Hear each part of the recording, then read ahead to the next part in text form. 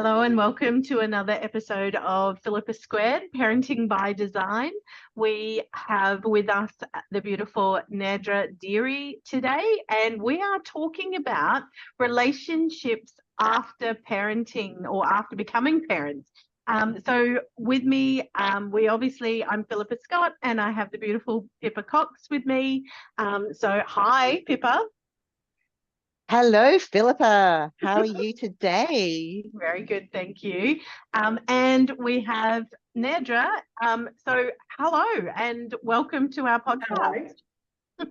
Thank you. Thank you for having me. It's a pleasure. So on this podcast, we're talking about all things real, the real parts of parenting, birth, all of that stuff. So lots of people talk about all the other bits and pieces, but we talk about the real things impacting parents and families today. So you're here to talk to us about relationships after becoming parents. So really interesting topic. How did you come to be interested in this space particularly? Tell us about you. So I am Naeidra and I'm in sunny, beautiful Melbourne, if we can say that. So Melbourne-based psychologist, have been seeing couples and adults for about 16 years, and it's directly coincided with having my own children. So I kind of started my career just as I'd had my first baby. So interesting timing doing that all at once. So I provide individual therapy, and I've also just started doing more in the education space. So starting to run workshops again, parenting and couple type workshops. So I don't know, I'm just drawn to it. I don't know why particularly, but it's just a real passion, I think, of mine, because I think intuitively knowing that relationships, I think, are at the core of our life, and the quality of our relationships matter so much. And I think now more than ever, there's just such a need to support people, parents, in their journey, because it's really, really tough. So yeah, I think there's such a need, and I just love it. So yeah, that's how I've come to work in this space. Amazing. And look, it's a real thing, right? So I was doing some research not long ago for a story I was doing on my socials, and I was looking at the rates of divorce and so on in parents. And interestingly, 1 in 5 relationships will break down within a year of the birth of a baby, and 40% will break down within 5 years of the birth of their first baby. And so that is huge, absolutely massive in terms of the the outlay. And we go through all the wedding, we spend all this money on the wedding, and we spend all this money on prams and all of this stuff, but nobody's actually putting in a lot of time and effort and education around their relationship to make sure that they can actually withstand having a baby and the pressure that puts on a relationship.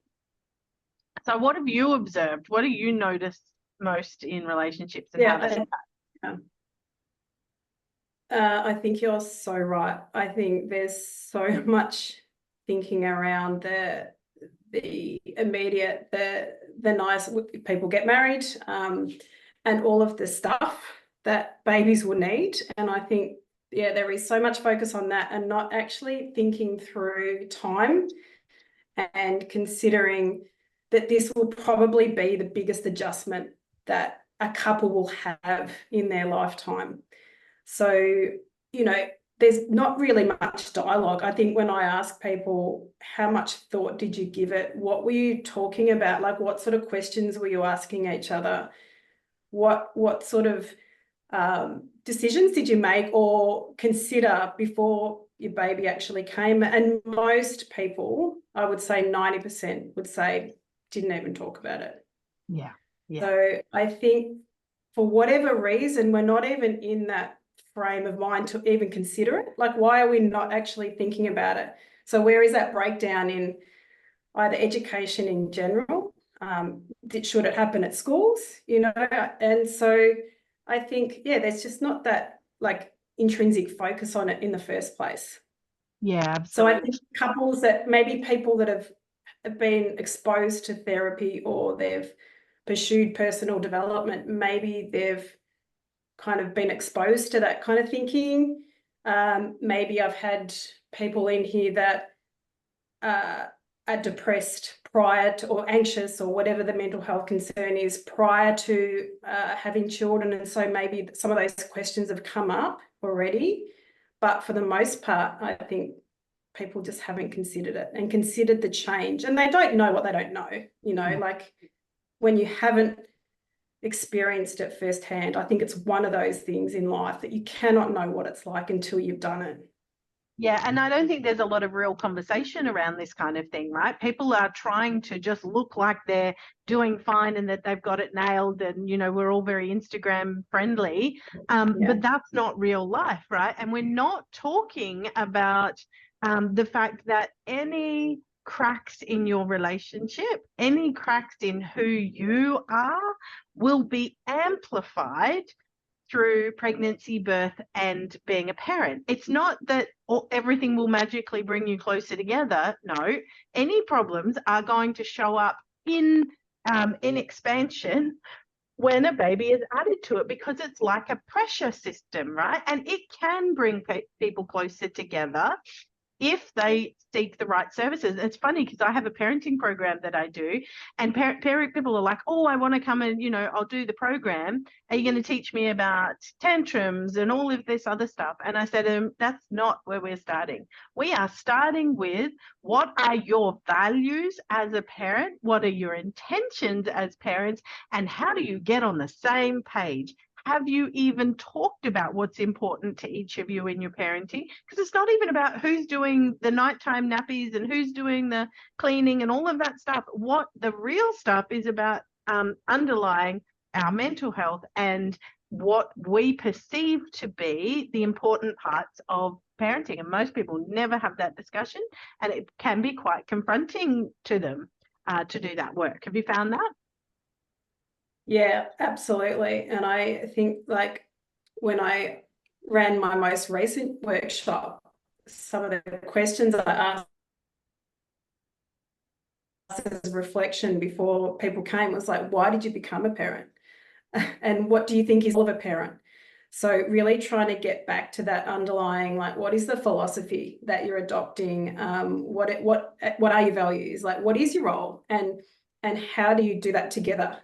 And so, yeah, it can feel quite confronting, I think, for people, which sort of ties back into what we were saying. It's like, why is this so confronting? Like, why aren't we having these conversations? Why is the focus often so skewed on, you know, what pram I'm pushing, or, you know, having the right things? So I think it's a great space to just keep pushing into and keep helping people think about and reflect on. Absolutely. Absolutely. So, Naeidra, it's absolutely fascinating how I know in my midwifery experience that there's been quite a few people who have had babies, as you said, Philippa, to fix the relationship. And as we know, it's a pressure cooker, and it's not just 10x, it's 100x, all those problems. So how, when you are pregnant, could there be some leading ways we can actually begin to start this conversation with our partners? Because quite often it's the beginning that people don't know how to broach these subjects. Yeah, it's so true. What would I say about that? I feel like, I think there needs to be that willingness to be a bit vulnerable and to kind of, I'm quite like an informal, you know, sort of low-key type conversationalist in terms of, like, I think if you're leading with like, this is how I'm feeling, I'm curious about what you think about this, what do you think it's going to be like? Or even if you lead with your own vulnerability a little bit, like, I'm a bit concerned about how we're going to be once we've had this baby. You know, I love you so much. I love our relationship. I love what we've created. And I'm not sure what it's going to be like. I love that. Yeah. Love that. And it's once we really actually have important. a So baby. love that. So bring it back to you, because realistically, we are the people that we know. We might know our partners, but it is us. It is our feelings. It is our emotions. It is our thoughts. And so by leading from us, and then that sort of leads us to be vulnerable. Thanks to Brene Brown for making vulnerability a really cool thing these days. And then Yeah, I the know. partner, don't you just love her? And then that can really open up that dialogue. And this is a common theme that I'm finding throughout difficult conversations, no matter where it is, no matter what relationship it is. If you lead with me first and how I'm feeling about stuff, it opens up the board. Yeah, it does. And it's not confrontational. I think when you're not kind of putting it on them to come up with something, they might not even know how they feel. They haven't even thought about it. I think if you're kind of leading with this is what's going on for me, it's less confronting and it's more inviting that conversation. And, you know, even putting it out there that, like, you know, I think most people don't even think about this, right? And I want us to be as strong as we can. Like, I value us too much not to talk about it. And it is a big adjustment. And like, if we look at what we know, it's going to be the biggest change we have. And let's try and do it as well as we can. You know, let's try and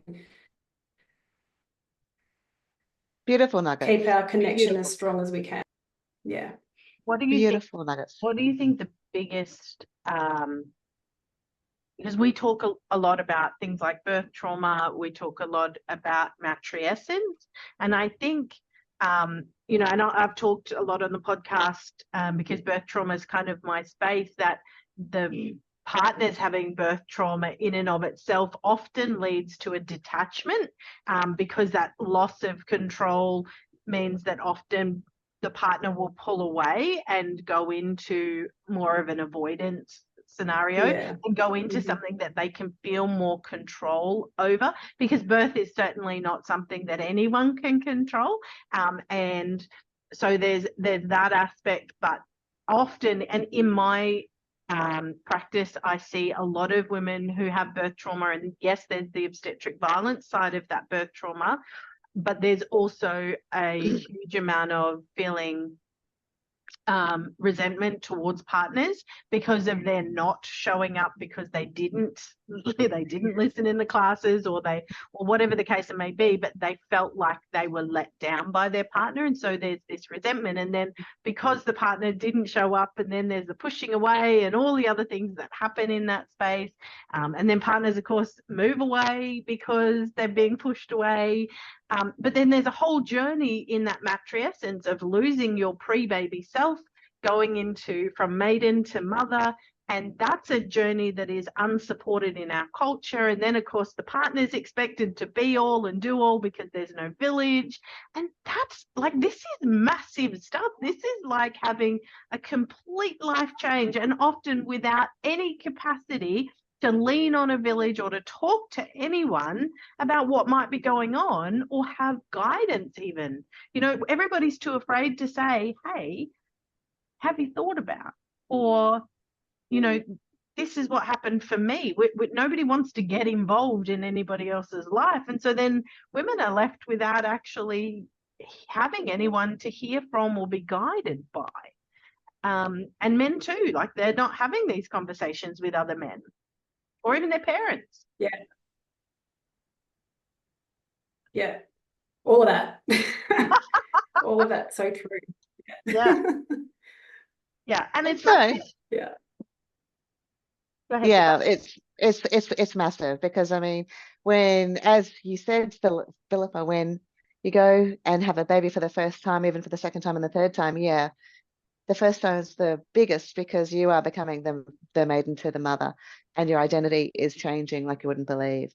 And that goes from the second and third times, yeah, guys? Not to Yeah. the same degree, but yeah, the dynamic is so different.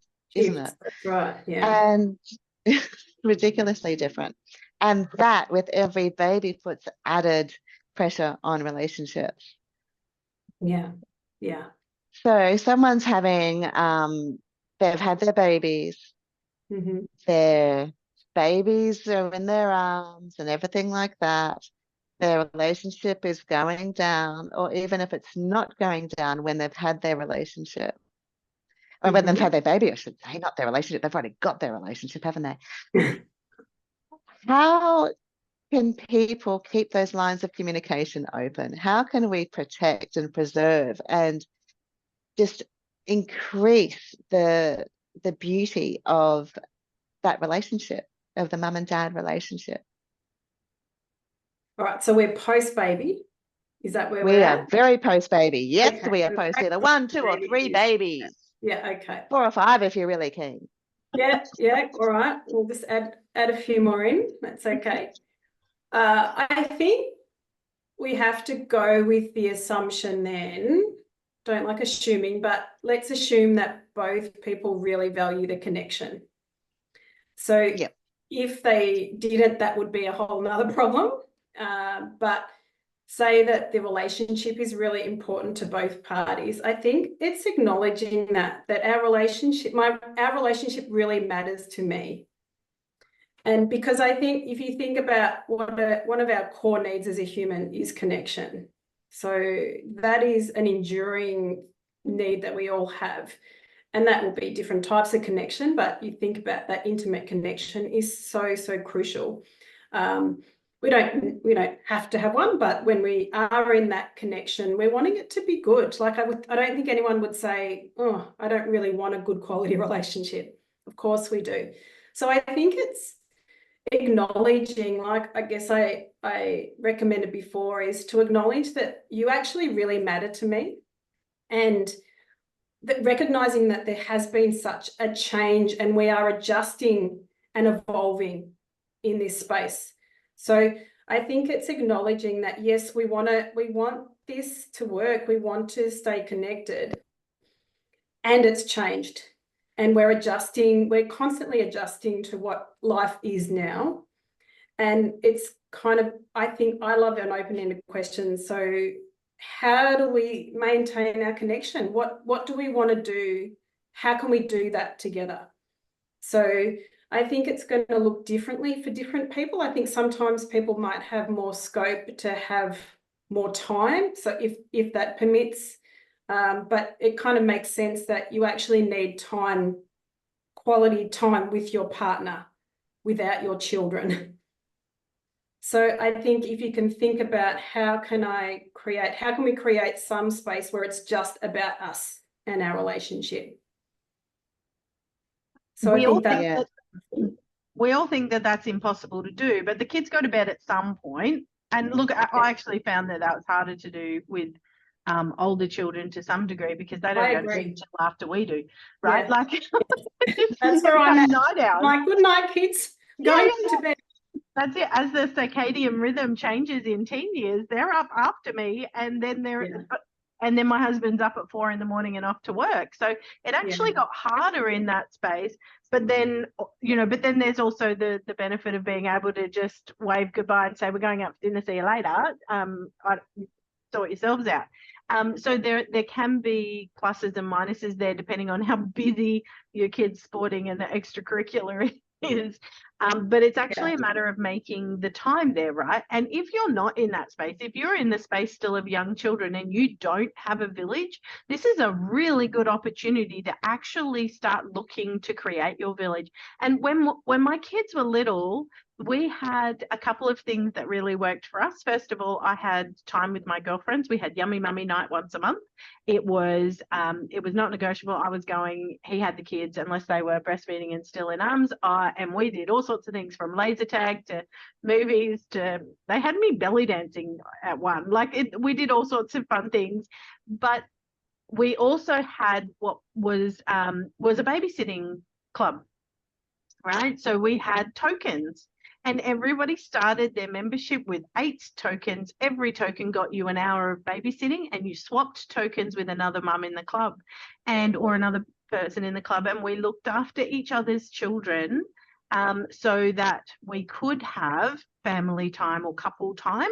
And even if there's only 4 of you, if you run out of tokens, you're not looking after anybody else's kids enough, and so you can't use the system. You've got your tokens, and then that's it. You've got to actually, and what it did was it created a system of reciprocity. It allowed people to feel like they were entitled to ask, because we have this culture of not wanting to ask for help. And it's a really big problem. But when we have this system of being able to say, okay, well, I'll do, and it might not even be babysitting for the same people, right? You might not babysit for who babysits for you on that occasion, or even any time in that year, but the tokens are going round and round because people are looking after each other's children and allowing other couples to make time. So it's really useful to find mechanisms through which you can do this without it's not all about having to spend money on a babysitter or asking your family. There are ways that you can make this work. But it's about, a bit of thinking outside the box. How can I draw in a community around me to make sure that I do this? And you will find a way if it's important to you. I believe. Yeah, that's a beautiful idea. And I remember my mum used to do the same thing. I haven't done that, but she used to talk about that. And I think, why don't we do more of that? But I think it is, like, just on that last point, is that it actually needs to be a priority. So if your relationship matters, you do need to bring the action that aligns with that, right? Anything that matters to you, it needs effort, right? Relationships are effortful.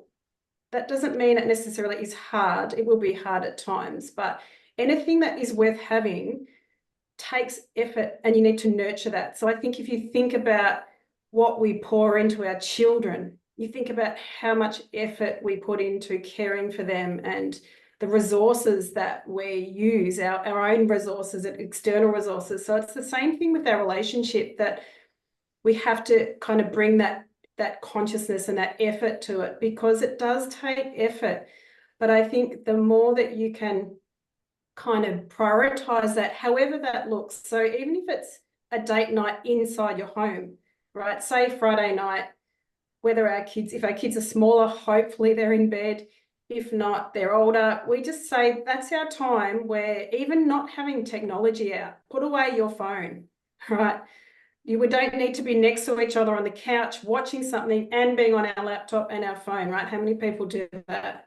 That's not quality time. So it doesn't require money or outside people if you can't access that. I absolutely think if you can access a community, or you can pay a babysitter, but can you create that time in your home? Is it that every night or every morning? I've worked with couples where we've set up a morning time where they get up before the kids and they sit for 15 minutes and they have their coffee, and they just connect. They don't have their phones out. So it doesn't have to be a lot, especially, I know that people with newborn or young babies will go, oh my gosh, I can't do that. But I think it's bringing that intention that the relationship matters to me, my connection is important. And so I will prioritize whatever amount of time and resource I can. So I think that's the first step. I think that. I think what you're talking about there too, and we've talked about this before on the podcast, is the idea of taking personal responsibility.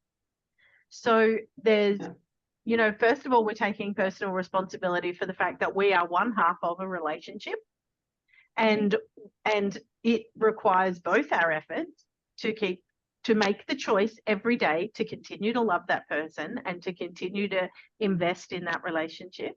But it's also taking personal responsibility for what baggage I'm bringing, and the fact that we each will come with our own baggage. And ideally, we've dealt with that baggage before we have children, but that doesn't often happen. It's a big part of my mission in education when I'm working with couples, is to say, let's deal with this stuff before the baby comes, because it is way easier and you have more time now. And when they do, it makes an enormous difference. But if it's not before, at least coming in and saying, okay, I need to deal with my baggage, because that's not his responsibility. That's not her responsibility. That's my responsibility. I'm going to deal with my stuff. And then I can come to this relationship knowing I've done what I need to do. And then the other person can do their own work, because it's also not your job to fix your partner. If your partner's got his stuff or her stuff, then that's their responsibility to deal with, not yours. And so but that doesn't happen until you take your own personal responsibility. Okay, can I just, I'd love to talk about this with you about responsibility, because one of the things, and females, let's face it, we are so guilty of this, wanting to change our partner. Oh, yeah. Oh, yeah. And guess what? Doesn't work. Girls? No. 9 times yes. 10 or more. No. It doesn't work. Exactly. Exactly. And so we know exactly what you're saying is that we've got our baggage, they've got their baggage. It's just a matter of being able to work beautifully together. And one of the things that I really want to talk to you about with that, so we've talked about creating time for that connection without the children. We've talked about communication, the communication starting with me, how I'm feeling. And what about these wonderful things called boundaries? Yeah, boundaries is the hot word at the moment. Don't you? Have you found that? It seems to be massive. popping up. Yeah. Everywhere. Ding, everywhere. ding, ding, ding, Yeah. ding, ding. Massive. Yeah. The boundaries, So because do you have people a question, Pippa? Yeah, well, people can tend, particularly women.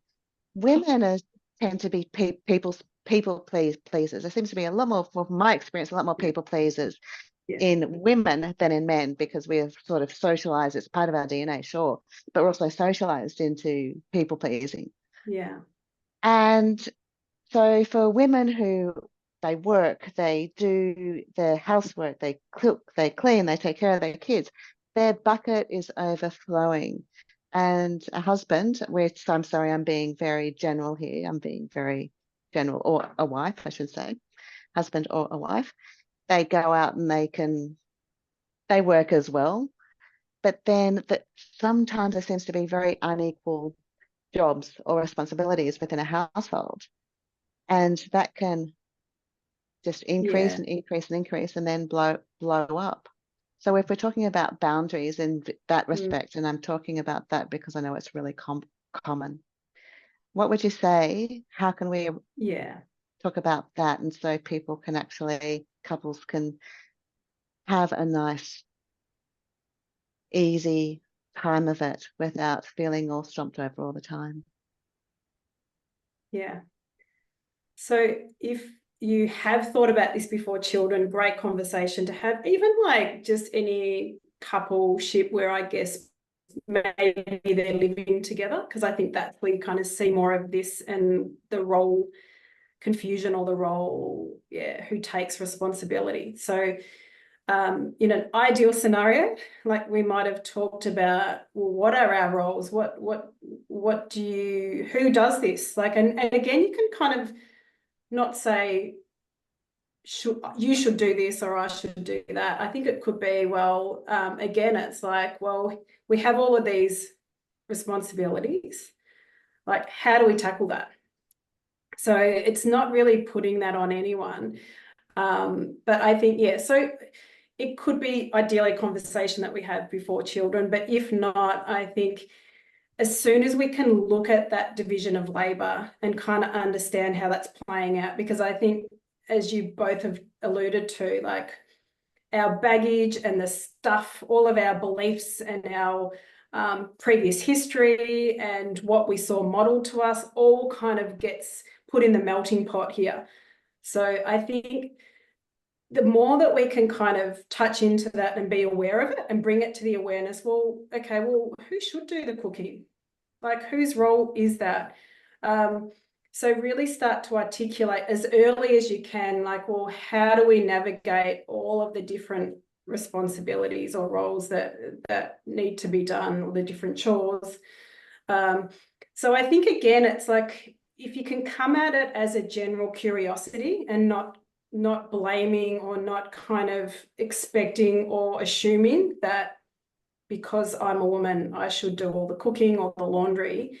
I think if you could open it up and, you know, so say you've had your baby or whatever age your children at, I think it's always a valuable conversation where you can ask each other, well, you know, what should we do? This needs to be done. How do we manage that? And also, like, I always like the why. So if that is my role or your role, why do you think that should be your role? So hopefully that doesn't trigger too much defensiveness. So I think sometimes we can kind of fall into that defensiveness if we feel like it's an attack. But I think if we really, as an individual, approach that as a curiosity, and kind of question why in a non-blaming way, I think that's a nice way to handle kind of roles, I guess. But there's different types of boundaries, so I could talk about lots of different things here. So it really depends what kind of direction, what sort of boundaries, because that's more of a division of labor type boundary, but there's lots of different boundaries. So, and what I've found is that it tends to creep up. So you can have these conversations in the beginning, and then as time goes on, it tends to take on more of the traditional roles. Yeah. So it's a matter of maintaining those boundaries, isn't it? Yeah, and like that division. I love, like, write it down, have it somewhere. Like, we have a big whiteboard at home, and I don't necessarily have the chores or the jobs on it, but like have it somewhere that's very visible. So it's like, well, if we might have like our whiteboard has like all of the different jobs that need to be done in the house, and we just allocate jobs. And even as children grow and become part of that, you can add their names to it, and then we can change that. But what a nice visual prompt. It's like, well, you know, it's all out there for everyone to see. But it might also be, if you have that conversation, you might, like you would like a direct debit, you might kind of book that conversation in however often you want to have it. Like, let's check in every 3 months and see how it's going. So like I think it needs to be a regular conversation. And I think if we are kind of falling into one person is assuming more of that responsibility, we want to look at why that's happening. And also then that ties into, there's so much, it ties into being able to communicate. So if I'm feeling resentful about that, or I'm feeling hurt, or I'm feeling overwhelmed, or I'm feeling taken for granted, then it's being able to have those conversations as well that I think are crucial in a relationship. Yeah, just let your guard down and become vulnerable. We talked, but also, we talked in our relationship about the fact that over time, the allocation of responsibility was going to change. If I just had a baby, I wasn't going to be doing as much as if I was 6 months postpartum. And, you know, my husband was a stay-at-home dad for 18 months. And man, it's really interesting because it actually took me a while to let go of some of the control that I had over that space. And we had a conversation because it still make your blood boil a little bit, but we had he would say to me, he'd come home and I had 4 children underfoot and I was working and was running his business and I'd be doing my volunteer roles and all the other things, busy. And he'd say to me, oh, I reckon I could keep the house better than you. And I'd be like, all right, you reckon? Anyway, then he was stay-at-home dad. And about 3 months into that, I was literally saying to this morning to some women, we're having this conversation. I said, we got 3 months in, I was still doing all the groceries, all the bookwork, most of the washing and folding washing. And I said to him, you know how you used to say that to me? And he went, yeah. And I looked around the house and I said, I'm not seeing a lot of difference. And you've got all 4 kids at school for 6 hours every day. And he looked at me and he said, yeah, I'm probably playing too much golf. I said, well, do you suppose you can fix that then? And he went, yeah. But there is also a sense in which sometimes we hold on to that responsibility. We hold on, but again, it comes back to that communication, right? And being able to say our roles need to be analysed constantly. We constantly need to be adapting to our new circumstances as life changes. And certainly we've got a grandbaby now who's 1. And we have said for the longest time, I do a lot of the extra care work while she's a baby, but as soon as that kid is running, she's sitting on the lawnmower with Poppy, driving around the backyard doing the lawns. Like, he's going to take on a whole lot more of her care stuff because he's going to want to, and she's going to want to be with him. And so it'll change because his strengths are in entertaining and mine are in nurturing, right? And he gets the oxytocin boost when it's fun, and I get the oxytocin boost when I'm nurturing. So, in terms of that caring, I can see it probably better now than I could when I was deep in it. But it is a matter of being flexible and adjusting to what each other needs from that space. But that's about caring, right? And that's about loving each other enough to know that our needs are going to change and things are going to move. And, it's not just at the time of parenting or that new parenting stage, right? It can be at any time through your hormonal cycle and other things that we need to adapt to each other. I'm going through perimenopause.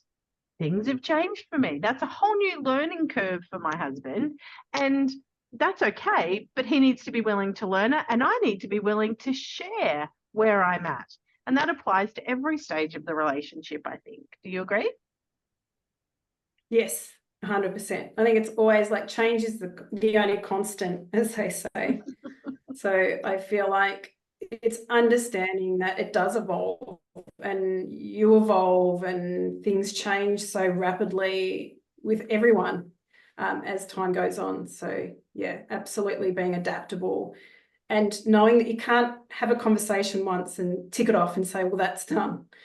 No, we have to keep talking and having the conversations. Like, we think about intimacy, and most people think about physical intimacy, but emotional intimacy is having those real conversations where you are actually sharing about what's going on for you.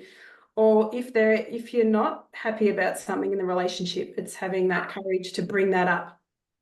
So yeah, I think it's knowing that these things do need to keep happening over and over and over again through the whole relationship. Absolutely. Yeah. Repetition. Yes, exactly. Amazing. Oh my gosh. It's been absolutely fabulous to have us here, to have you with us. Naeidra, how would people work with you? How can people find what you're doing? Great question. I'm pretty quiet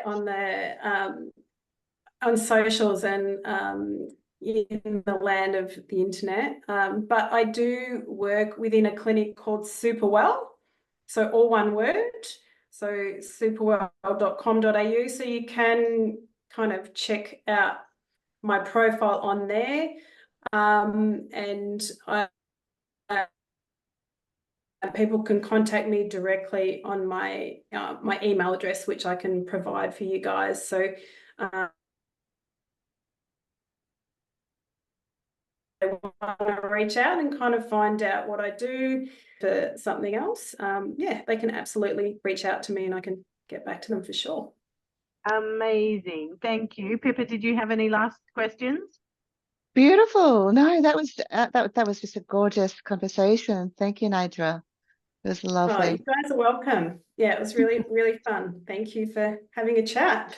You are very welcome. Thank you very, very much. I can hear my grandbaby coming in the back. So we will say goodbye. Thank you both very, very much. And don't forget to subscribe, follow along for more on the podcast, because we look forward to sharing more real talk with you. And the show notes will have ways to contact both Naeidra, Pippa and myself. So we look forward to hearing from you. And remember, we have a Facebook page where you can come and find out more about who we are and what we're doing. So that's Philippa Squared, Parenting by Design. All right, talk soon.